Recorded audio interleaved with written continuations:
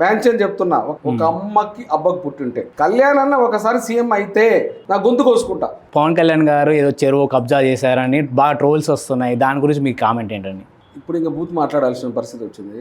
పవన్ కళ్యాణ్ గారు భూమి కబ్జానా లేదంటే డబ్బుల పక్కన పెడితే ఇండియాలో ఎవరైనా సరే ఒక అమ్మకి అబ్బకు పుట్టింటే, ఇండియా మొత్తానికి చెప్తున్న సవాల్ నేను, కళ్యాణ్ అన్న గన ₹1 ఈయన ఇవ్వడం తప్ప నుంచి తీసుకున్నారని కనుక ప్రూవ్ చేస్తే ఒక అమ్మ బాబు పుట్టిన ఎవరైనా నా గొంతు కోసుకుంటా.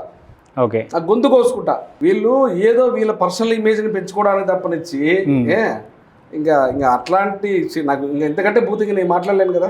ఒకటి కళ్యాణానికి పిచ్చేందంటే సీఎం పిఎం ఇవి కాదు, నేను పబ్లిక్ సర్వీస్ చేస్తున్నాను కదా అని. కానీ ఇవాళ అది ఒప్పుకోవట్లేదు జనాలు, ఎందుకంటే దొంగల రాజ్యం అయిపోయింది. ఇవాళ ఇండియాలో సీఎం రేస్లో ఇద్దరే ఉన్నారు. ఒకళ్ళు ఏవైతున్నారు గారు ఆల్రెడీ సీఎం, ఇంకో ఆయన కళ్యాణ్ గారు, ఇంకెవరిని యాక్సెప్ట్ చేయట్లేదు సీఎంల కింద. కాబట్టి కళ్యాణ్ అన్న ఒకసారి సీఎం అయితే బ్యాన్ చేయని చెప్తున్నా. ఒక అమ్మ అబ్బ కూడా చెప్తున్నా, చచ్చిపోయే వరకు ఆయన మళ్ళీ ఆయన సీఎంగా వదులుకోరు. అది ఎవరైనా రాని, తర్వాత ఏ పార్టీనైనా ఆయన బ్యాన్ చేసి వదులుకోరు. ఆయన ఆంజనేయుడి బలం ఆంజనేయుడికి మనం గుర్తు చేస్తే కానీ తెలియదు, అట్లా ఆయన బలం ఆయనకు తెలియట్లా.